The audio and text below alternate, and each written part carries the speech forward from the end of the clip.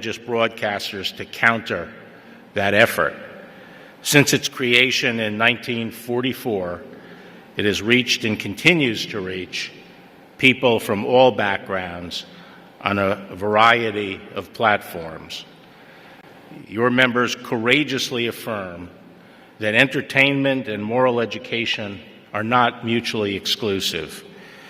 You have boldly shown that media can serve higher ends, the safeguarding of faith, as well as the cultivation of the classical virtues of the mind and heart that maintain our Republican experiment in self-governance.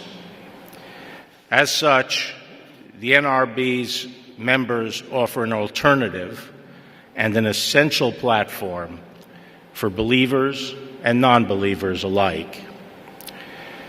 Now, I trust that everyone has noticed the current intensity and pervasiveness of politics in our lives these days.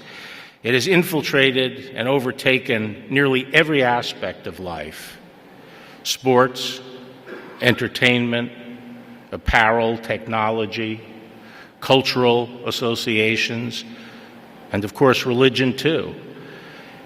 Even our eating habits. Politics is everywhere. It's omnipresent. Why is that? Didn't used to be that way. It seems to me that the passionate political divisions of today's world, and especially here in the United States, result from a conflict between two fundamentally different visions of the individual and the individual's relationship to the state.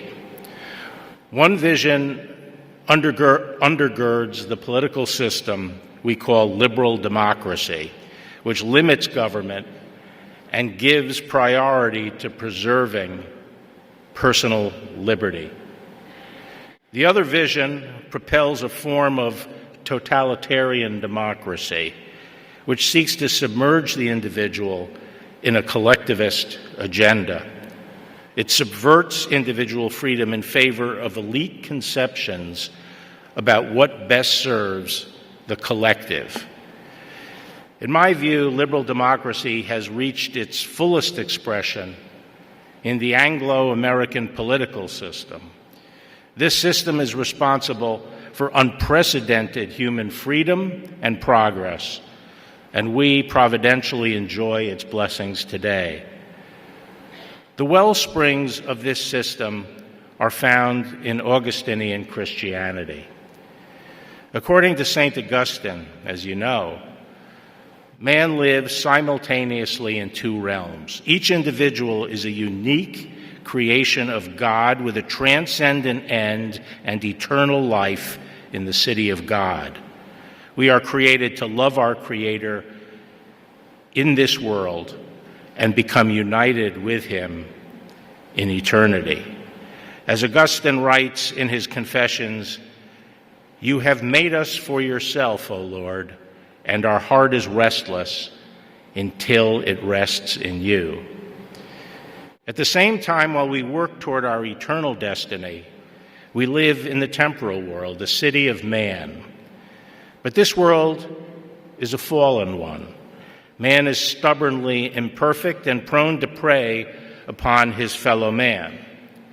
Unless there is a temporal authority capable of restraining the wicked, an authority with the power here on earth, the wicked men would overwhelm the good ones, and there would be no peace. In the ancient Greek tradition, the state was a positive moral agency whose purpose was to define for men what was good and to make them so. Augustinian Christianity sharply departed from this conception.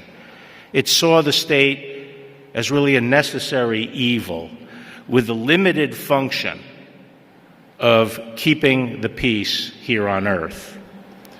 These foundational ideas gradually evolved into our current conception of individual dignity, personal liberty, limited government, and the separation of church and state.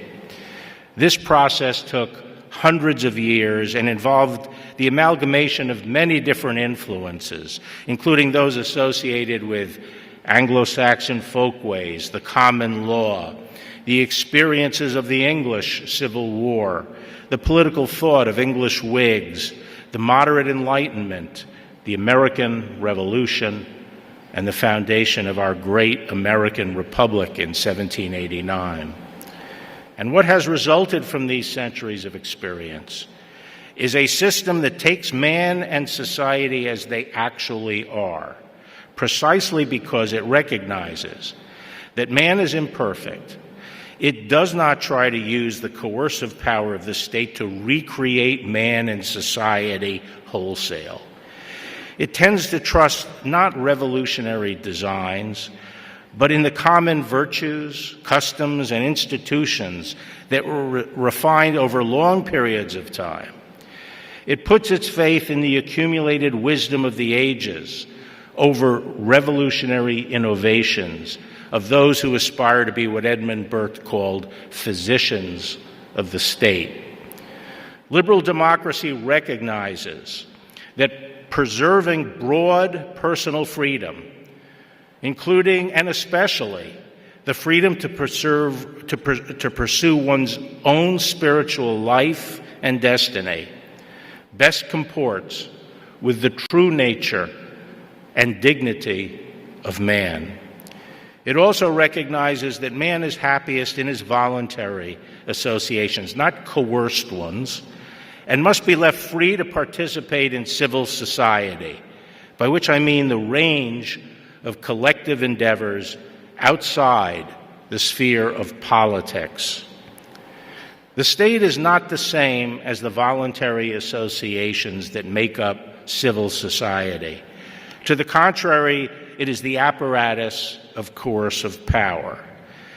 Under our system of liberal democracy, the role of the government is not to remake man and society. The government has a far more modest purpose, and that is preserving the proper balance of personal freedom and order necessary for a healthy civil society and individual human flourishing. But just as this robust vision of liberal democracy came to fruition in 1789, another conflicting vision was taking shape. This has been referred to as totalitarian democracy. Its prophet was Rousseau, and its first fruit was the French Revolution. In the 2 centuries since, totalitarian democratic movements have emerged both on the right and on the left. Totalitarian democracy is based on the idea that man is naturally good, but has been corrupted by existing societal customs, conventions, and institutions, including religion. The path to perfection is to tear down these artifices and restore human society to this imagined natural condition. This form of democracy is messianic in that it postulates a preordained, perfect scheme of things to which men will be inexorably led. Its goals are earthly, and they are urgent. Although totalitarian democracy is democratic in form, it requires an all-knowing elite to guide the masses toward their determined end. And that elite relies on whipping up mass enthusiasm to preserve its power and to achieve its goals. Totalitarian democracy is almost always secular and materialistic, and its adherents tend to treat politics as a substitute for religion. Their sacred mission is to use the power of the state to remake man and society according to an abstract ideal of perfection. The virtue of any individual is defined by whether they are aligned with that program.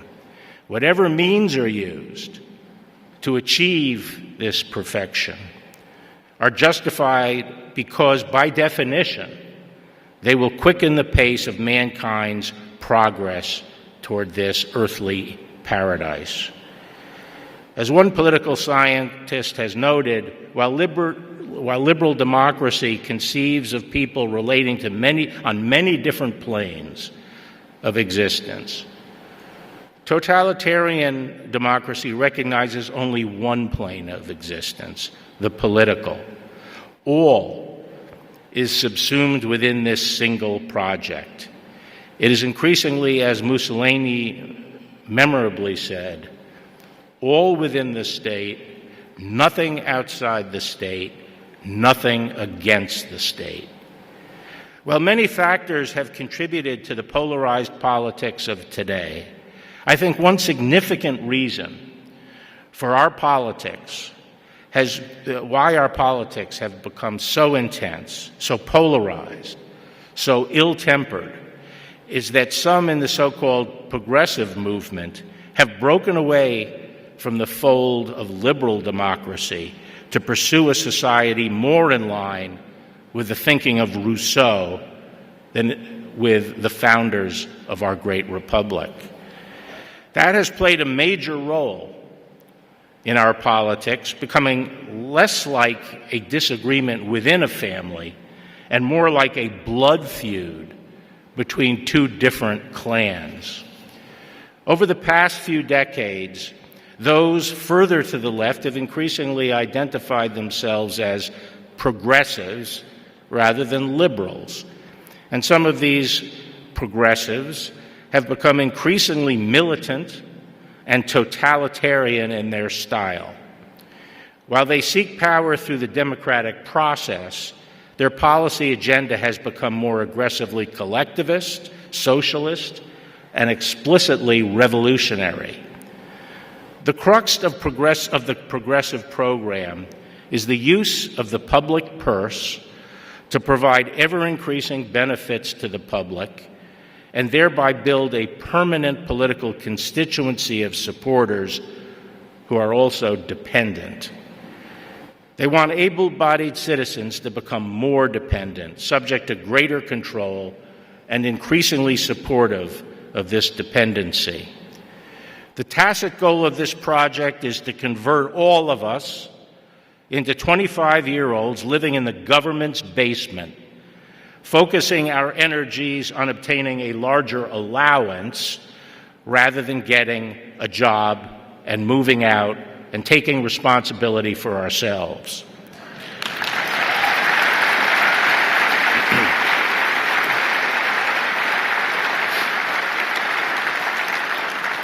Political philosophers since Aristotle have worried that democracies are vulnerable to just this kind of corruption. Probably the greatest chronicler of American democracy, the Frenchman Alexis de Tocqueville, foresaw that American democracy would be susceptible to this development. As he described it, our society was vulnerable to a soft despotism, wherein the majority would gradually let itself be taken care of by the state, much like dependent children. Yet this process, de Tocqueville said, would be slow and almost imperceptible. The tyranny that results, he said, and I quote, does not break wills, but it softens them, bends them, and directs them. It rarely forces action, but it constantly opposes your acting. It does not destroy, it prevents birth. It does not tyrannize, it hinders, it represses, it enervates, it extinguishes, it stupefies, and finally it reduces the people to being nothing more than a flock of timid and industrious animals of which the government is the shepherd. It would be totalitarianism's beneath a veneer of democratic choice. As Tocqueville summed it up, by this system, the people shake off their state of dependence just long enough to select their next master and then relapse into it again. Historically, our country has relied on a number of bulwarks against this slide toward despotism, each of which has been essential in preserving the liberty that has defined our democracy and this great republic. Today, I would like to discuss three institutions that have served this vital purpose: religion, the decentralization of power, and the free press. The sad fact is that all three have eroded in recent decades. At the end of the day, if we are to preserve our liberal democracy from the meretricious appeal of socialism and the strain of progressivism that I've described, we must then turn our attention to revivifying these vital institutions. First, let me address religion. As I discussed in the speech I gave last fall at Notre Dame, while the framers believed that religion and government should be in separate spheres, they also firmly believed that religion was indispensable to sustaining our free system of government. As John Adams put it, we have no government armed with the power which is capable of contending with human passions unbridled by morality and religion. Our Constitution was made only for a moral and religious people. It is wholly inadequate for the government of any other. Tocqueville was especially emphatic on this score. He believed that religion was democracy's most powerful antidote to any tendency toward a tyrannical majority hijacking the system for despotic ends. How does religion protect against majoritarian tyranny? In the first place, it allows us to limit the role of government by cultivating internal moral values in the people that are powerful enough to restrain individual rapacity without resort to the state's coercive power. Experience teaches us that to be strong enough to control willful human beings, moral values must be based on an authority independent of man's will. In other words, they must flow from a transcendent, supreme being. Men are far likelier to obey rules that come from God than to abide by the abstract outcome of an ad hoc, utilitarian calculus.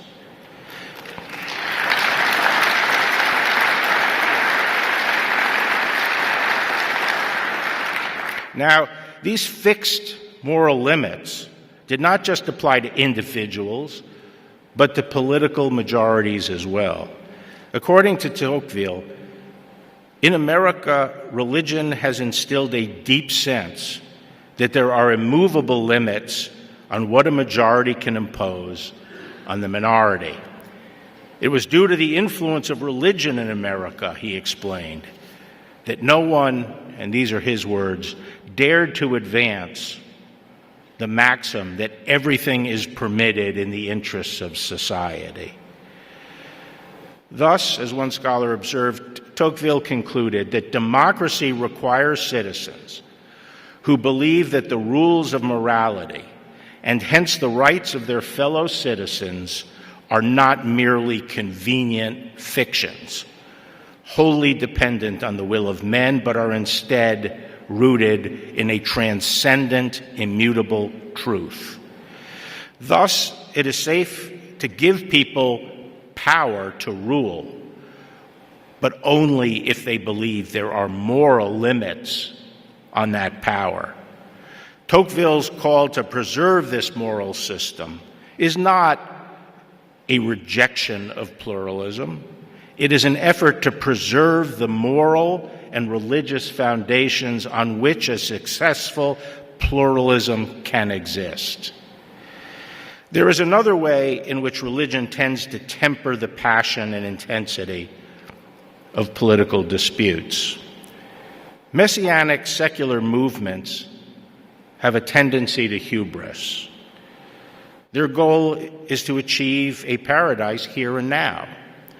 Those who participate in these movements believe their goals are so noble, they tend to see their opponents as evil and believe that any means necessary to achieve their objectives are justified. That is why the most militant agents for change are entirely comfortable demonizing their opponents and are all too ready to destroy those opponents in any way they can. Now, this is not to deny that religion can also lead to self-righteousness. Of course it can. But religion usually has a built-in antidote to hubris in the form of sharp warnings against presumption. In the case of Christianity, Christ repeatedly warned against self-righteousness. First, cast out the beam out of thine own eye, and then shalt thou see clearly to cast out the mote out of thy brother's eye. Judge not, yet that ye not be judged. Let he who is without sin cast the first stone, and so on and so on. There are so many of these warnings in the New Testament. Indeed, the very essence of Christ's message counsels for modesty and restraint in secular politics. The mission is not to make new men or transform the world. On the contrary, through the use of government power, on the contrary, the central idea is that the right way to transform the world is for each of us to focus on morally transforming ourselves. Thus, unlike those who see the line between good and evil as running between them and their political opponents, the Christian outlook is expressed by Solzhenitsyn's observation that the line dividing good and evil cuts through the heart of every human being. Religion also tempers the acrimony of our politics by making clear that what happens here on earth is only transient. Remember, man, that thou art dust, and unto dust thou shalt return. But unfortunately, this vital moderating force in our society has declined over the past several decades. In recent years, we have seen the steady erosion of religion and its benevolent influence on our communal life. Some of this has been caused by the misinterpretation of the establishment and free exercise clauses of our Constitution by our courts. Instead of recognizing the benefits of religion to a healthy society and seeking to accommodate religion, we seem to have adopted the posture of official hostility to religion. This is directly contrary to the framers' views. As Dr. Benjamin Rush wrote in 1798, the only foundation for a useful education in a republic is to be laid in religion. Without it, there can be no virtue, and without virtue, there can be no liberty, and liberty is the object and life of all republican governments. While most everyone agrees that we must have separation of church and state, this does not require that we drive religion from the public square and affirmatively use government power to promote a culture of disbelief.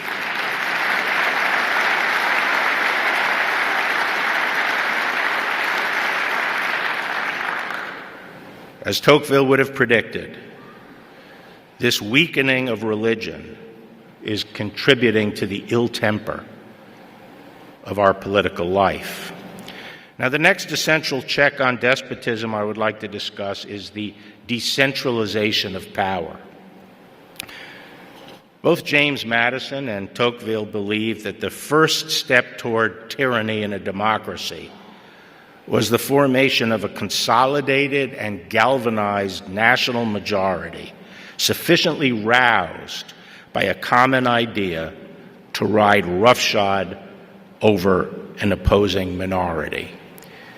Both men thought that decentralization of power reflected in the American system of federalism, would help prevent the coalescence of such an energized national majority. As we all know, under our federal system, individuals are subject to two sovereigns, the national government and their state government. The framers believed in the principle of subsidiarity. That is, that matters ought to be handled by the smallest, lowest competent authority that was closest to the people. That is, the level of government at which the individual was most empowered. It is where he or she could play the largest role and have the most direct involvement. The framers conceived that the vast majority of collective decision-making by the people about their affairs would be done at the state and local level. The federal government was supposed to be of limited powers. It was primarily supposed to handle two things that had to be achieved at the national level. First, conducting foreign relations and providing for national defense. And second, integrating economic affairs across the states so that we could have a single national economy. The framers included the Commerce Clause for this second purpose, but that provision has since ballooned far beyond its original understanding. And nowadays, it is hard to tell whether a particular measure is regulating commerce to promote the integration of the nation's commerce, or whether it is simply an effort by the national government to regulate a domestic matter within a state. Sadly, most restrictions on federal power under the Commerce Clause have broken down, and virtually any federal measure can be justified, no matter how much invades the prerogatives of the state. As a result, the federal government is now directly governing the country as one monolithic entity with over 300 million people. I believe that the destruction of federalism is another source of the extreme discontent in our contemporary political life. We have come to believe that we should have one national solution for every problem. You have a problem? Let's fix it in Washington, D.C. One size fits all. The framers would have seen a one-size-fits-all government for hundreds of millions of people, of diverse citizens, as being utterly unworkable and the straight road to tyranny. That is because they recognize that not every community is exactly the same. What works in Brooklyn might not be a good fit in Birmingham. The federal system allows for this diversity. It also enables people who do not like a certain system to move to a different one. It is easier to run away from a small tyranny, a local tyranny, than a national tyranny. If people don't like the rule in a state, they can vote with their feet, and more. But if it is one size fits all, if every congressional enactment or Supreme Court decision establishes a single rule for every American in every community, then the stakes are very high and very intense as to what that rule is. And when you take controversial issues about which there are passionate views on both sides, such as abortion, and say, we're going to have one rule nationwide, it is a recipe for bitter conflict over that rule. And when that rule must govern widely divergent communities, the conflict is between combatants who often do not even comprehend their opponents' viewpoints. The result is our current acrimonious politics. And because the rule that results from these struggles are then imposed from outside by a remote central government, they further undercut a sense of community and give rise to alienation. In short, we have lost the idea of diversity in this country, real diversity, where communities can coexist and adopt different approaches to things. That too erodes an important check on despotism. Now, finally, let me turn to freedom of the press. In addition to religion and the decentralization of power, the free press was an institution that Tocqueville believed would serve as a check on the despotic tendencies of democracy. This was not because Tocqueville believed that the American press did a particularly good job elevating the public's understanding and discourse. On the contrary, he took a dimmer view. As he put it, quote, "The characteristics of the American journalist consist in an open and coarse appeal to the passions of the populace, and he habitually abandons the principles of political science to assail the characters of individuals, to track them into private life and disclose all their weaknesses and errors." Tocqueville's view was that a free press did not so much perform a positive good when it came to resisting the development of tyranny in our society as preventing an evil. And it achieved this precisely because it was highly fragmented and reflected a wide diversity of voices. In that sense, a free and diverse press provided a form of decentralization that, as long as it remained diverse, made it very difficult to galvanize a national consolidated majority. In 19th century America, the press was so fragmented that the power of any one organ was very small. The multiplicity of newspapers, even in one city, cultivated a wide variety of views and localized opinions. Tocqueville contrasted this to the situation he saw in Europe, where news outlets were consolidated in major urban centers such that a few voices were capable of influencing the opinions of the entire country. When the diverse organs of the press begin, as he said, to advance along the same track, their influence becomes almost irresistible in the long term. The public opinion, struck always from the same side, ends up yielding under the blows. Today in the United States, the corporate or mainstream press is massively consolidated, and it has become remarkably monolithic in viewpoint at the same time that an increasing number of journalists see themselves less as objective reporters of the facts and more as agents of change. These developments have given the press an unprecedented ability to mobilize a broad segment of the public on a national scale and direct that opinion in a particular direction. When the entire press advances along the same track, as Tocqueville put it, the relationship between the press and the energized majority becomes mutually reinforcing. Not only does it become easier for the press to mobilize a majority, but the mobilized majority becomes more powerful and overweening with the press as its ally. This is not a positive cycle, and I think it is fair to say that it puts the press's role as a breakwater for tyranny of the majority in jeopardy. The key to restoring the press in that vital role is to cultivate a greater diversity of voices in the media. And that is where you come in.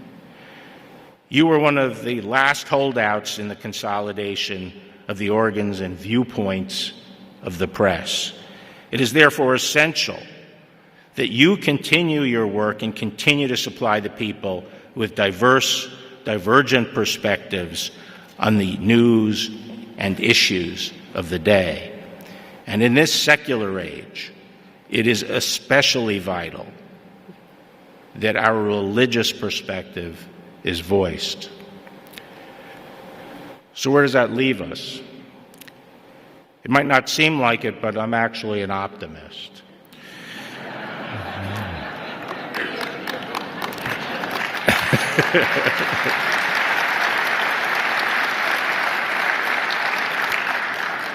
And I believe that identifying the problem is the first step in correcting it. Our nation's greatest days lie ahead, but only if we can alter our course and pay heed to the lessons of the past. This means fostering a culture that is truly pluralistic. It means all viewpoints must be treated fairly, not simply the viewpoints favored by our cultural elites. And it especially means giving our respect to religion as a vital pillar of our society. Religion is something we should celebrate, not disparage. This also means working to devolve democratic choice to the lowest possible level. While the wizards in Washington might think they know best, the reality is that there is no unified best for every community and every person in our country. The solution to social ills is not to exhaust ourselves devising the perfect rule for everyone.